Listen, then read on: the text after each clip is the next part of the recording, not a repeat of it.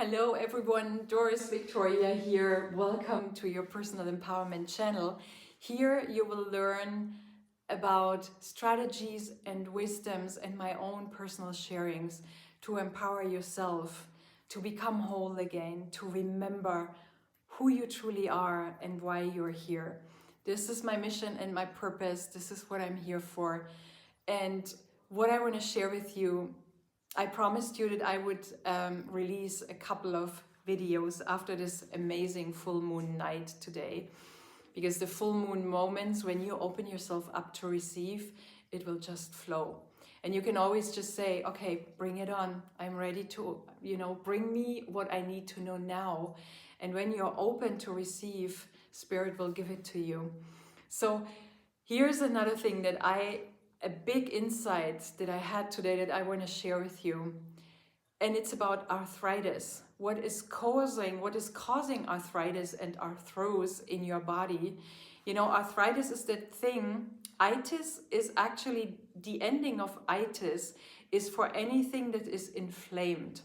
So arthritis often refers to joints in your body, elbows, knees, whatever it is, that have no more cartilage between the bones, because where the joints are, there's cartilage between the bones so that the bones can move without kind of causing friction between each other. There's this cartilage. I mean, if you ate a chicken in your life, you will know what I'm talking about. So that bones can move without kind of like causing damage to each other. There's always cartilage between those bones. And arthritis means that there is a lack of cartilage, that the cartilage has decreased or it has completely shrunk and there is no more. And therefore, when you walk now or when you move your elbows, they cannot move anymore, or when they move, it is very, very painful because it's just bone on bone. And that causes inflammation. So this is just a short explanation for what arthritis is. And I want to share with you today that my knees were having a little bit of pain, and I could hear that my knees had a little bit of arthritis, because when bones are actually onto each other, they're making sounds. So it can sound like, when you walk upstairs, for example.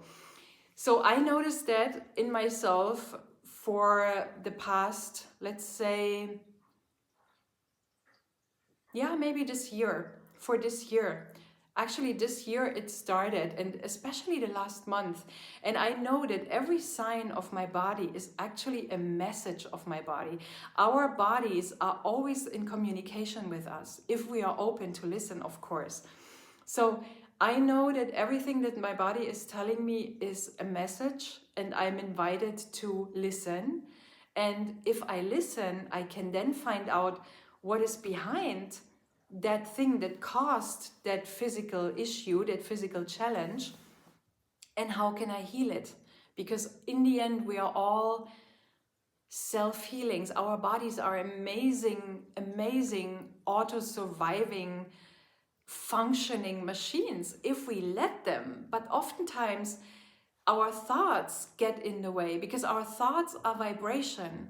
And the vibration that we're broadcasting out, they're affecting our physical body. Everything is energy. So, of course, our thoughts are vibration.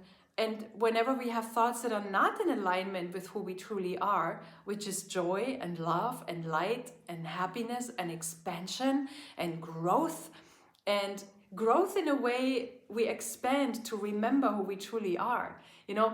All growth actually comes back to remembering who you are. So when we're not doing this, then our bodies are giving us signals. Every disease, I'm not a doctor, so what I'm sharing here with you is absolutely because I want to empower you. But you have your own choice. You can make your own choice about how you want to treat diseases. For me, ever since I was a teenager, I was like, why do we only treat symptoms on this planet? Why do I have to go to a doctor that doesn't know me, that doesn't live inside my body? How could he understand what I feel, what I think, what's really going on inside of me? So I was asking myself these questions on a very, very early age already. Until then, I learned that I am the one that has the power to heal myself. Like you are the only one that really has the power to heal you. Or this person is the only person that has the power to heal them. So we are all kind of like auto healers if we let our bodies, and if we live the life that we intended to live when our souls chose to come here. And a life that is healthy is a life where we're constantly expanding. Expanding because we're changing. We're not staying in the same job. We're not doing the same thing for the rest of our lives because there's no growth. But the society has been set up in a way that all those diseases can come up and exist. Because the way the society is not really in alignment with the lives that we chose when we came here. So experiences bring growth. Suffering brings growth. Anything that is out of the norm makes us become more aware, makes us become more conscious. So for me, what I want to share with you today, wow, I got the answer from this amazing full moon. I got the answer for my own niece that I was inquiring for a while, you know, asking my body and asking spirit, where is this coming from? Now, here's the thing.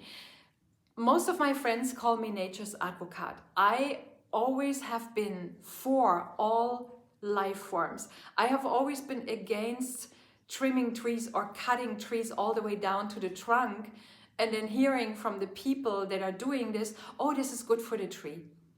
You know, no, it's not good for the tree, because a tree is a healthy, intelligent being, an expression of sacred life like we are.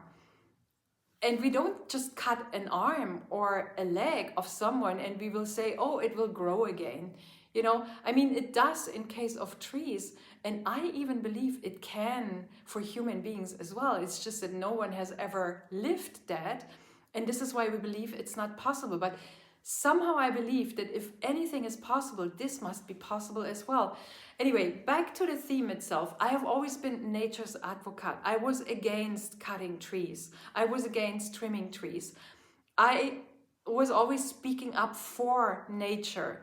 You know, here in southern France, for example, they're cutting branches, big, beautiful branches down in spring. And then there are birds' nests in this tree and songbirds might die. You know, little beautiful birds might die because they're cutting down this tree in a time where it is absolutely not recommended, because the tree is already having his zap in the branches so that it can grow healthy and a big crown to protect itself from the summer heat. And trees actually have the intelligence. They will know how hot a summer is. We humans don't. We have to wait for summer and then we experience how hot it is. But a tree already knows it. So a tree is so intelligent that it would grow branches before summer in order to keep healthy, balanced, and, you know, in equilibrium, in balance. So we actually can learn from trees. And when I see what people are doing with nature down here, or blooming, beautiful blooming bushes are being cut down, all the blooms are being cut down and they will be wasted. They will be put on the waste, you know, on the compost. And I mean, I've always been kind of like really judgmental towards this kind of behavior, and that was my thing, but I own who I am. And loving yourself means that you own even your shortcomings. Loving myself means that I even own my shortcomings. So this is one of my shortcomings that I want to share with you today. I was condemning those that were calling themselves gardeners and who did this kind of thing.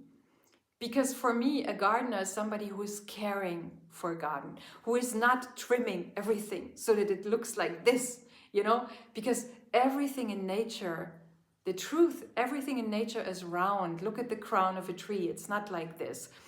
Look at natural fences from tuya, for example, or cypress trees.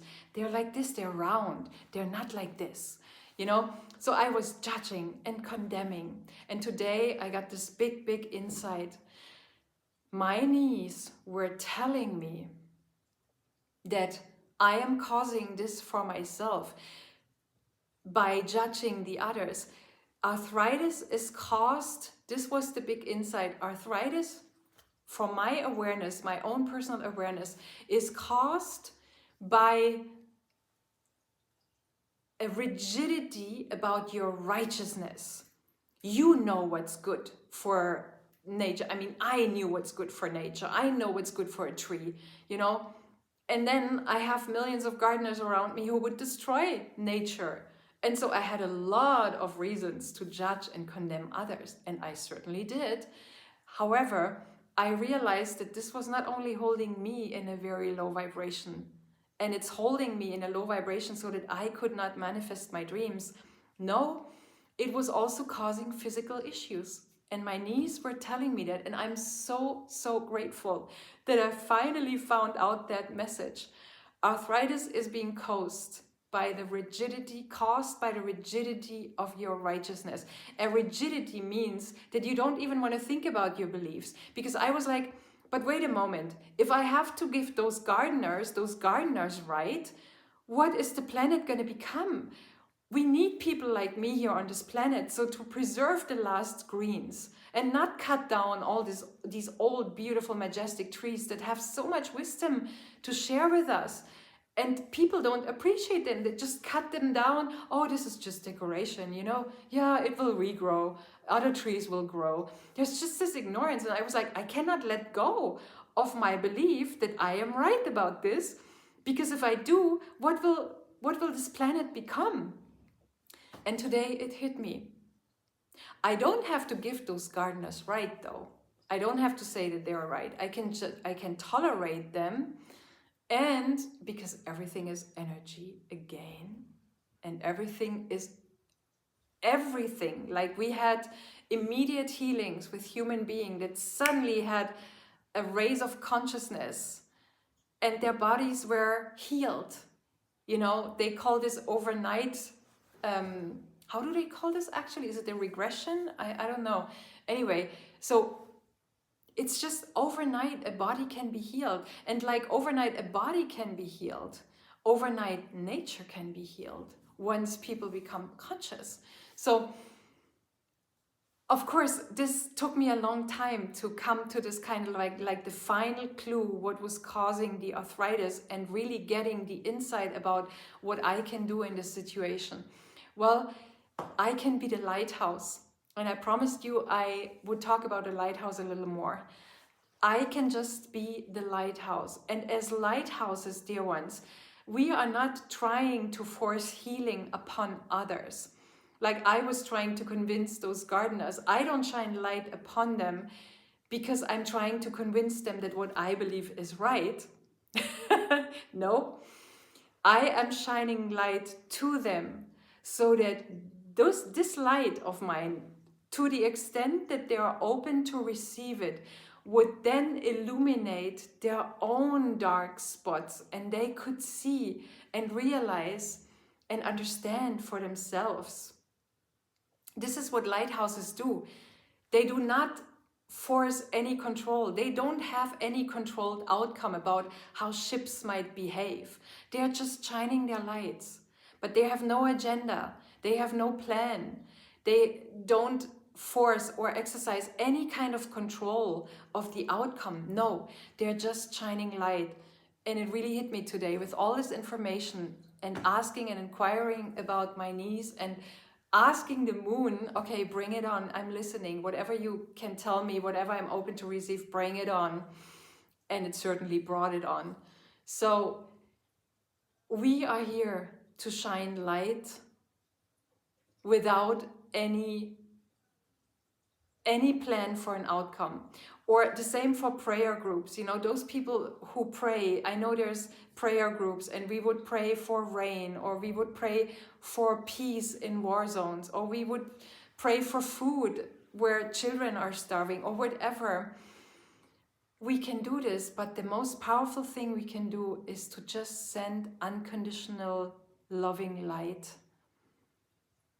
And now I finally understood what that really meant. It doesn't mean that, you know, it's not forcing any outcome upon the other person. The same with my mother, for example. I can just send her loving light to illuminate her own shadows to the extent, as I said, that she is open to receive it. But in sleep, we are always open to receive, because in sleep, we don't have any resistance, because we are thinking thoughts that are not in alignment with who we truly are. In sleep or in meditation, which I know those people that need healing the most, they don't necessarily meditate because they're not aware that meditation can help, you know. But or maybe they are. Maybe this is another judgment of mine. See, here we go. I'm catching myself owning my own shortcomings because I love me. So, yeah, we have no agenda. We have no control. We can pray for things, but the best thing really is shine your light unconditional. Shine your light unconditional. And what I personally do, what really helps me, is to imagine the opposite. Like if I pray, for example, if I shine light upon war zones for people, I imagine this zone in perfect peace again, and people coming together and hugging each other and recognizing each other as brothers or sisters. And the same, you know, just shine your light unconditionally, without an agenda, without any plan, or without any forced expected outcome. And so, back to my niece, I hope it helped you. Let me know in the comments below. If you're new to my channel, again, welcome, welcome. I'm so glad that you're here. Let's build a tribe of support, of honesty, of emotional engagement and happiness. A high vibrational place where people can just be seen as the lights that they are.